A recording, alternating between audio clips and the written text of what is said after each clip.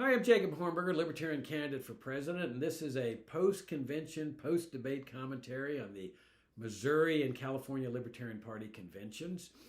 There were competing conventions this weekend, and candidates had to choose which ones to go to. And I started out in Missouri on Friday night. The Missouri Libertarian Party convention was actually on Saturday, but they were gracious enough to put together a debate on Friday evening. It was well attended. It was well run. I want to thank y'all for your graciousness in doing this. And Mike Termont came to this particular event as well. So we had a two-person debate, him and me, and it was great because we had much more time to explore more in depth our positions and the kind of campaign that we would run for the if we were selected as the nominee for the party. I recorded that debate. It's on my campaign website at jacobforliberty.com. I would invite you to watch it. And then the following morning, Mike and I grabbed an early morning flight. I think it was like 5 a.m. or something like that. And we headed off to California via Phoenix, where we changed planes. And then the California situation was very unusual because there wasn't just one presidential debate. There was actually two. One on Saturday during the main convention business, and then one on Sunday after the debate, after the convention was entirely over. And so I thought, I thought I'd explain to you the context because I'm 100% certain they recorded and videotaped the first debate because it was part of the convention itself. But I'm not so sure about the second one. They may have, I just don't know. But we recorded that debate, and we've now posted it on my campaign website at jacobforliberty.com. That would be debate 2. And but rather than just post the debate, I thought, I ought to have a commentary that explains the context of this, because if somebody sees debate 1, they might think, well, where are all the candidates? And not knowing that there's a debate 2, but if they see debate 2, they might ask the same question without knowing that there's a debate 1. So I thought I'd do this commentary to kind of explain the background and context of what was going on here. Last fall, the presidential candidates received an email from the state party chairman of the California Libertarian Party, a guy named Adrian Malagon, pointing out that California has the largest delegation to the national convention, and therefore, obviously is going to have a tremendous weight in determining who the nominee is. So Malagon said that they had decided that they were going to charge the sum of $5,000 to each candidate for the privilege of participating in the debate there before the California Libertarian Party. Now, as part of the $5,000, you'd also get 2 5-minute talks in front of the convention, and then in front of a dinner that some people attended on Saturday night.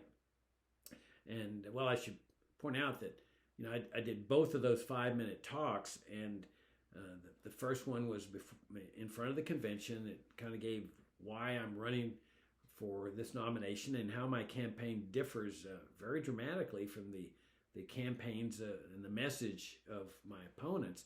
And then the Saturday night talk was more of an inspirational message of how important libertarianism is as far as serving as a beacon of hope for people all over the world. And both of those videos have been posted on my campaign website at jacobforliberty.com. I invite you to watch them. Like I say, they're short. But so as part of this $5,000 package, you got these 2 extra talks as well. But we balked at paying the $5,000. I mean, that's a hefty amount of money, especially for a libertarian campaign. And apparently we were not the only ones who balked, because, I don't know, a few weeks later, Malagon writes us and says that he's now dropped the price to $3,000 for, to participate in the debate and to get these 2 talks. Well, the kicker, though, was that he said that the debate would be limited to 2 LP presidential candidates. Like, this was very befuddling to us. It's still befuddling to me. I mean, how do you arrive at 2? Because there's, I don't know, about 8 in the race.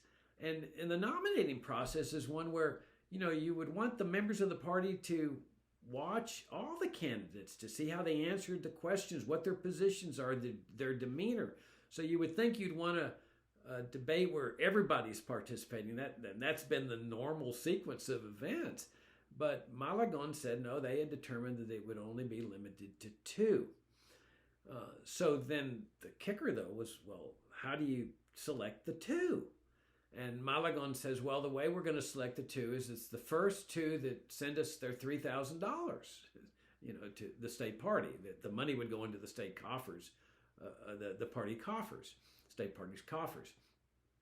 So as it turned out, Michael Rechtenwald and Michael Termott got their $3,000 in first. So that's how they got into this principal debate, which was part of the convention. I mean, they suspended the business to do the debate. So, the crowd was, the room was full because these are all the people participating in the business session. Well, then Malagon says, well, for those of you that still want to share your views with the members of the party, we're willing to host a post-convention debate with those of you that want to do that, and that'll cost you $3,000, the same amount, with the 2 5-minute talks.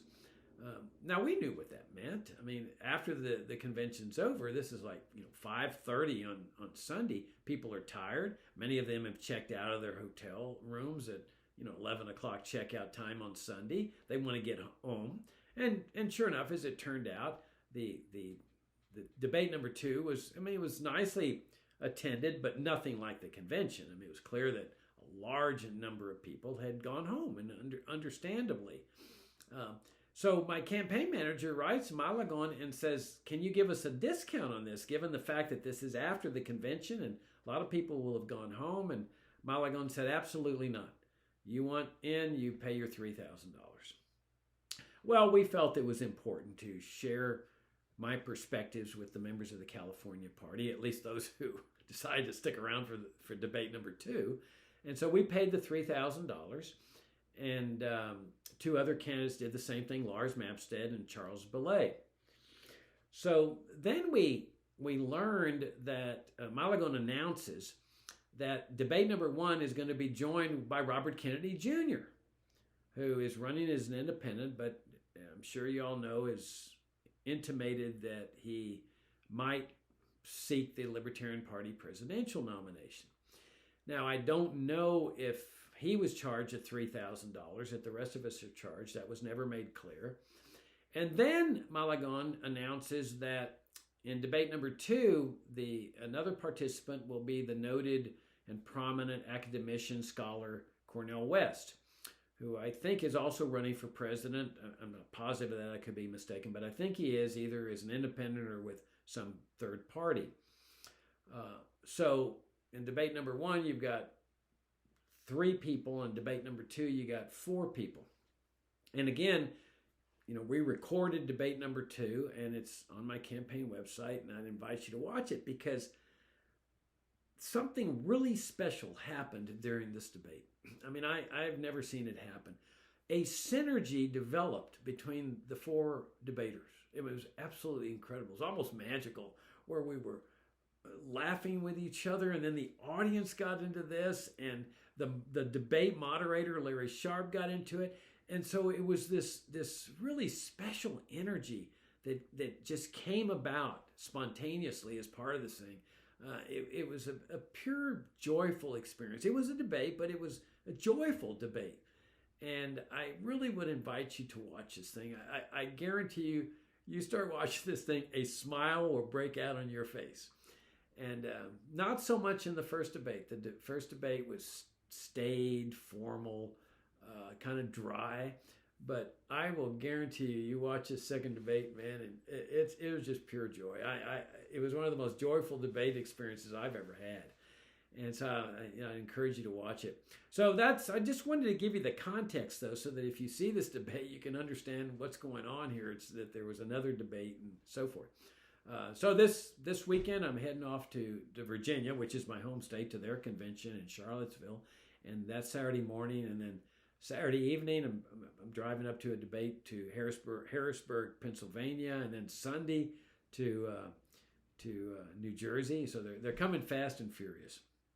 But I'm giving the same message that I'm giving at every convention, is that, Look, this reform-oriented, Republican-like message that has come to dominate our party over the last 20 years and dominates our presidential campaigns is just the worst mistake the party could ever do. It produces no votes. Our latest poll shows us now at 0%. We were at 1%. Now we're at 0%. And it's what I've been saying at these conventions. There's no constituency for this message for LP presidential candidates or senatorial or congressional candidates.